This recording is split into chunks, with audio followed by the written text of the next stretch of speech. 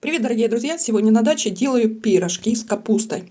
Начну с начинки. Для начинки понадобится небольшая вот такая капуста. У меня половинка луковицы такой средней, 2 морковки, томатная паста, ну, соль, перец по вкусу. Сейчас мы режем капусту или шинкуем на шинковке, кому как удобно. Ну и лук с морковкой надо порезать. Морковку можно порезать, а можно и на терочке потереть, тоже кому как нравится. И все я буду тушить в своей помощнице мультиварке. Она у меня стоит сейчас на подогреве. Включила я функцию жарения и в кастрюльку мультиварки закинула уже морковку с луком одновременно, то есть вместе. Жарится все это на растительном масле, где-то пару ложек столовых. Вот, и закрываю крышечкой. Начинаю заниматься капустой. Капусту разрезали пополам. Ну и начинаете или резать ее тоненькими такими полосочками, или шинковать на шинковке. Это без разницы. Главное, чтобы вам удобно было. И чтобы вкуснее была начинка, добавлю чайную ложку паприки копченой. И в конце, где-то за полчаса тушения, лавровый лист. Так, морковка с луком обжарились.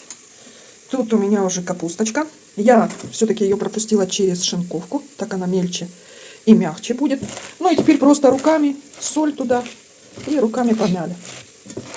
Соль, понятное дело, по вкусу. И сейчас будем загружать капусту к луку с морковкой. Итак, капусту перемешали с луком и морковкой уже в мультиварке. Теперь добавляем томатную пасту. Здесь у меня в этом пакетике ее 70 грамм. Этого вполне хватит. Добавили томатную пасту. Теперь столовую ложку сахара и неполный стакан воды. И опять все аккуратно перемешиваем.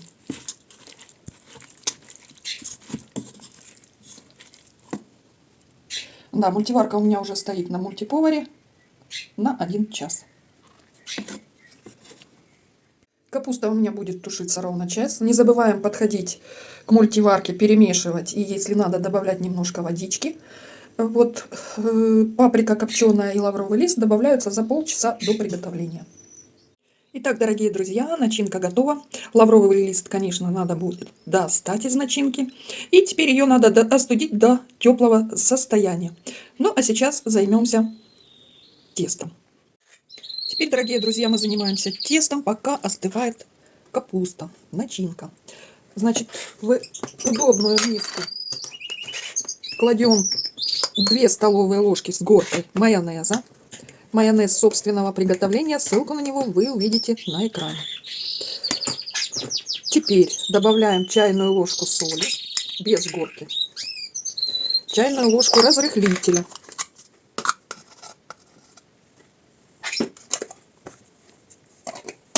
Теперь добавляем кипяченую теплую воду. И ложечкой все это перемешиваем. Перемешали и постепенно просеиваем муку. Муку просеиваем порционно и замешиваем эластичное не тугое тесто. Так, тесто готово. Вот оно показывает, такое вот мягкое и эластичное.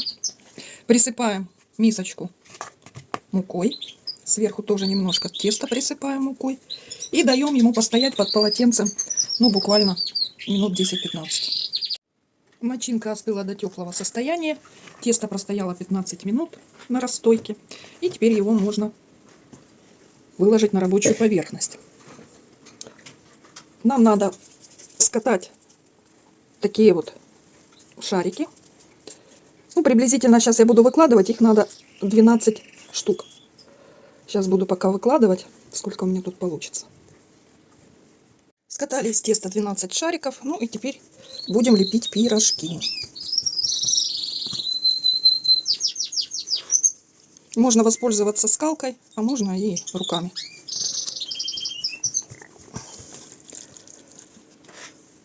Вилочкой накладываем начинку, чтобы начинка была, как бы ее было много. И лепим пирожок.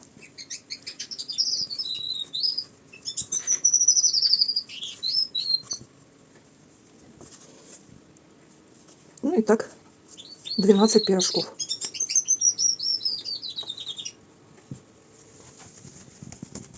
Так, пирожки я уже слепила. Ну и теперь вниз швом кладем на разогретую сковородку.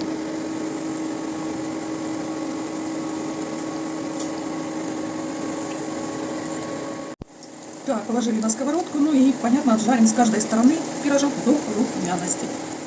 Пирожки с капустой на бездрожжевом тесте готовы. Их можно сейчас какой-то пирожок взять и разломить, показать вам. Но прежде хочу сказать, что начинка у меня из капусты. Могу дать вторую начинку из фарша, но тот вариант фарша надо обжаривать. Фарш с морковкой и луком. Вот. Ну, можно эти пирожки делать, допустим, даже с творожной массой. С изюмом, допустим, тоже будет хорошо. Ну, а теперь такой менее горячий.